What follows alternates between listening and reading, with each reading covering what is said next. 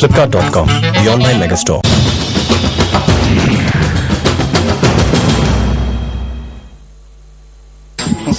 क्या बात कर रहे हैं जाने, हम सरकार में कहाँ शामिल होने जा रहे हैं?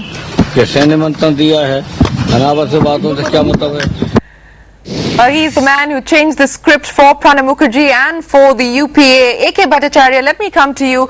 If the Prime Minister is going to retain the Finance Ministry or the finance portfolio, let's talk about his troubleshooters, Pulok Chatterjee, C. Rangarajan, the two gentlemen who've pretty much been given the task of reviving, whether it's infrastructure, it's energy, it's the subsidy issue. Are these two, in a sense, going to be running the Finance Ministry? Well, I think you have missed out the most important name, Monte Singh Ahluwalia. I think even though he is in the Planning Commission as the Deputy Chairman, perhaps if the Prime Minister uses this as an opportunity to take a larger control of the Finance Ministry and actually run the Finance Ministry from being while remaining as the Prime Minister, I would imagine he will have a kind of a troika of support and in the form of Montek, Rangarajan and Pulok Chatterjee from the PMO as the Principal Secretary. And of course you will see some secretarial changes, and because one of the things which Pranab Mukherjee managed in his stint as the Finance Minister was to have not tapped the real talent pool of the Indian bureaucracy to get the brightest officers who can actually take the reform agenda forward and resolve the issues that afflict the economy, like GST, like direct taxes code, investment in infrastructure. Now these are issues that require consultation, and you have to tap the best minds in the country. Now I don't think that in the last 3 or 4 years you have any number of instances where senior bureaucrats who are otherwise considered competent, good, and have shown their track record in no uncertain terms, they have completely been passed by.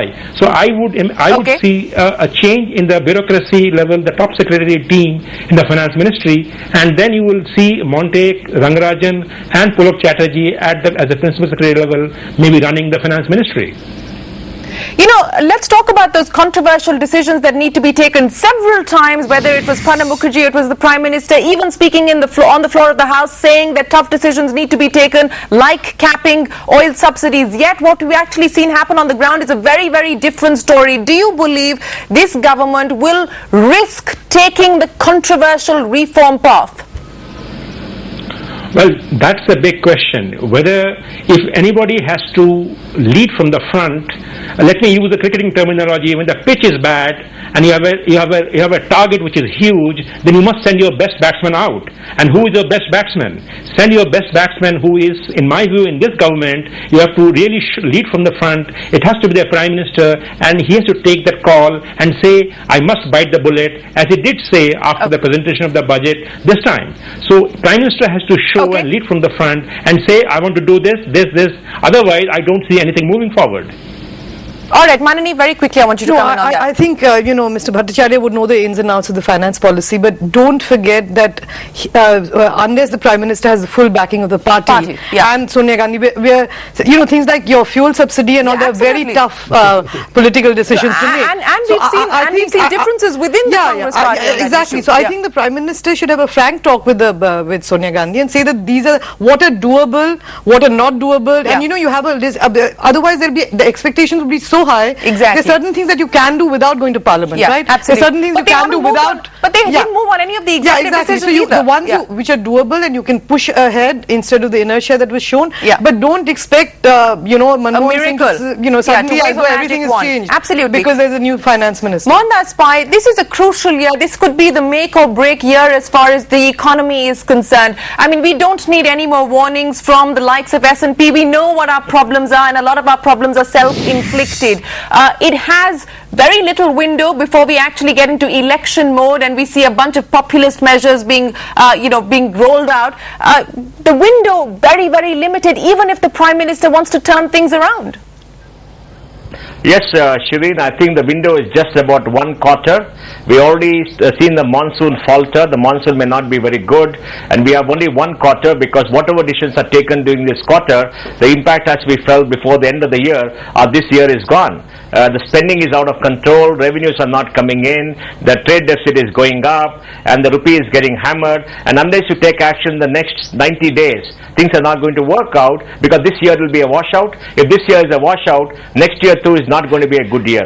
I think we need to temper expectations. We didn't see them moving on anything over 3 years. Now to expect them to move on everything in 90 days, I think we need to temper expectations. But there is no time. You're right on that front.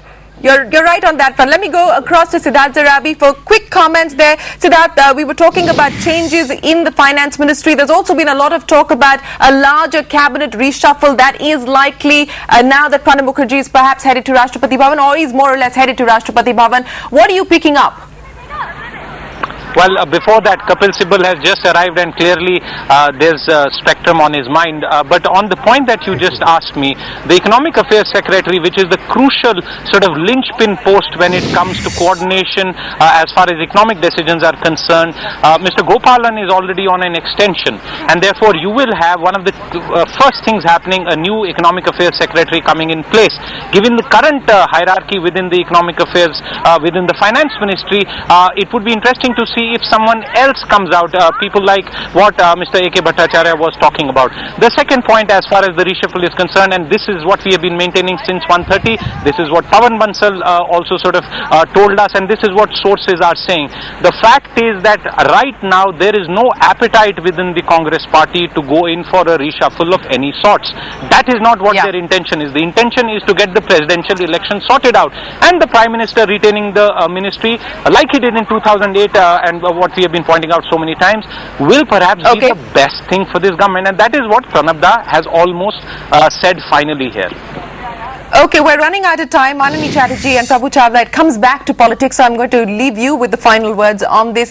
Mamata Banerjee, is it the end of Mamata Banerjee's marriage with the UPA, with the Congress party? No, I wouldn't jump to that conclusion. I think the Congress party is going to go out of its way to bring her back, and it's always going to be a stormy relation, but I don't think either it's not reached a breaking point. Digvijay Singh saying she must understand she made a mistake. You know, I think they will, and Mamata Banerjee very carefully yesterday said that I am not going to walk out, you throw me out. And I think the Congress will not, but increasingly they will be working with the Samajwadi Party, and they will try and minimize the damage that Mamata Banerjee can do, but I don't see a precipitate divorce tomorrow.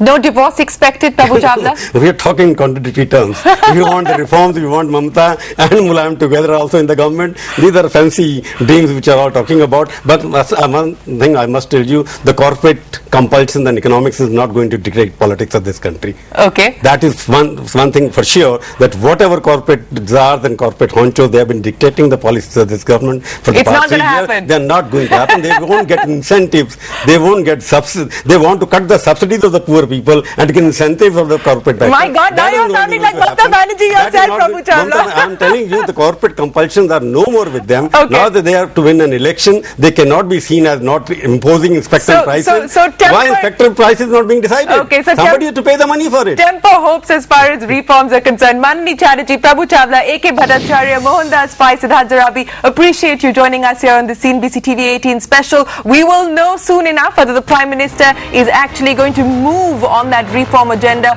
or India is going to be stuck with an under 7% growth rate. We'll see you again. Till then, from all of us here, goodbye and thanks for watching.